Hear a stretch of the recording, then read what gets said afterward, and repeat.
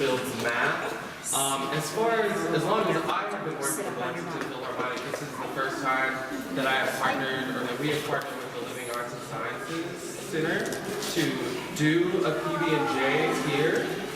So we are really excited about that. I encourage you, after this event, there's stuff going on through the whole building. There's a planetarium upstairs right over there.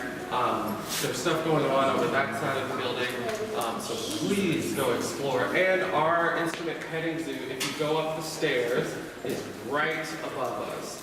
So after this is done, I've already told everyone up there that you all are going to go straight up there. My name is Chase Miller. I am the education coordinator and librarian for the Lexington Philharmonic Orchestra.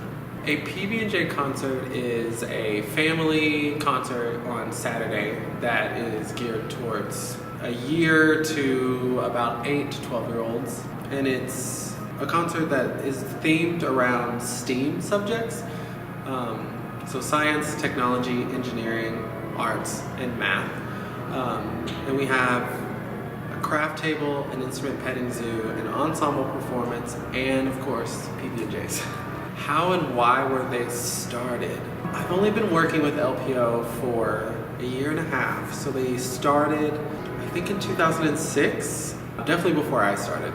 But why they were started is for the STEAM aspect. We wanted something that incorporated the core subjects of education, and we wanted to market it that way. And PB&J, specifically Smuckers, started sponsoring this.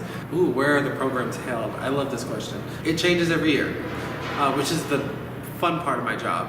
So we do 6 PB&Js a season, and each one of those has a different venue. We try to coordinate it with the theme. So with Music Builds Math, the Living Arts and Science Center. I don't want to give anything away for next season, but the next PB&J we have coming up on May 4th is Music Builds Fables, which is going to be at the Loudon House, which is an old mansion that's an art gallery. So it really changes. What are the goals of the PB&J concerts? The goals are to hopefully get our future music patrons. I think it's important that even at a young age that they're exposed to it. They may not know exactly what's happening and it may not be solidified yet, but as a kid, I never got any of this. I never saw almost all of the instruments that are at PB&J's. Music education was not even a thing in my childhood. I think it's just to hit home that classical music doesn't need to be on a pedestal. It's all encompassing and it can start at the youngest of ages. Why accessibility is important? Oh wow, I don't even know where to begin. I think art is a right. Everyone should have the right to have access to the arts. And those of us that are in it right now, and that is our career, it's our responsibility to make it accessible to everyone. I mean, it is a very expensive craft. It's a hard to sustain field, but you need it. I think everyone has to have it. Why is music important as a whole? Okay, well, I guess I can only speak from this personally. I would not be here today. I saw my first string instrument when I got into college. It completely changed my life. It paid for my college. It paid for both of my degrees. It paid for travel. I got to go to Europe for the first time. I have a job. I have a home. I'm the first person in my family to have a master's degree. All because I picked up the clarinet. I mean, there's no other explanation.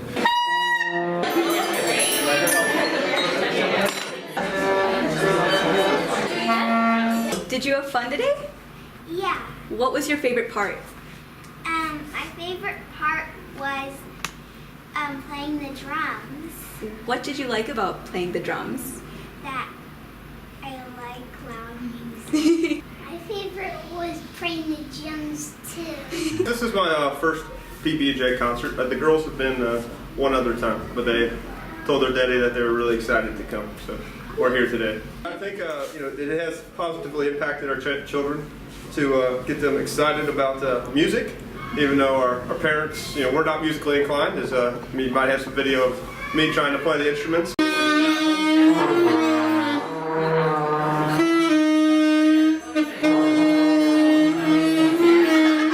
But to give our girls the opportunity to be exposed to new things is something that we're always trying to do. Music is important to us. Like, even though we're not talented at music, just do appreciate other people's talents and let our girls explore opportunities if those involve music, sports, reading, painting, whatever that might be. Just let them choose what they to do and not have any limiting factors on them.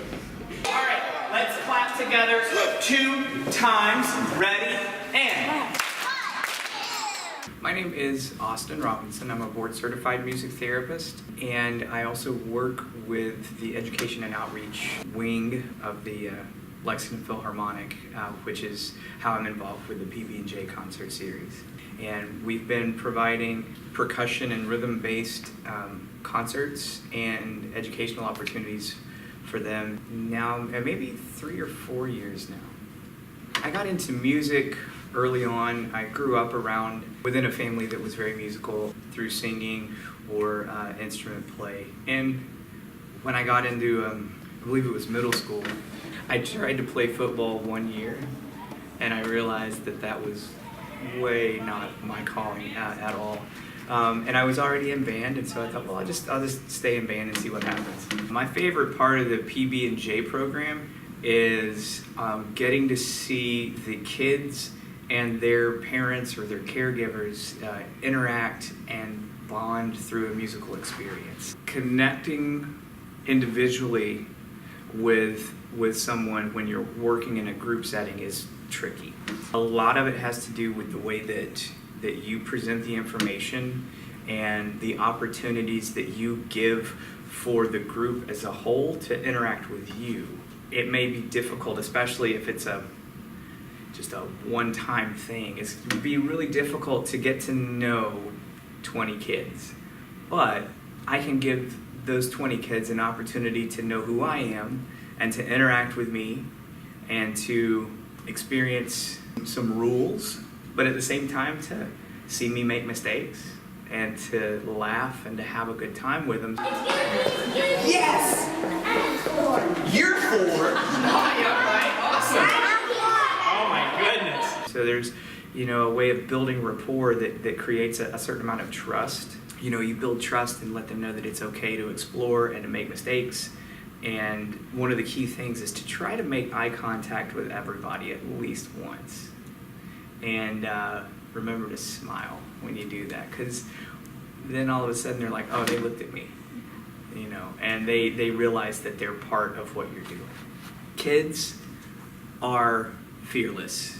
When it comes to making music and creating, it's limitless. They're not bound by structures and rules that later on that you learn about. They're so self-involved in making music that they lose track of what's going on around them, which is the beautiful part, because they just explore and create, and they don't care what others think.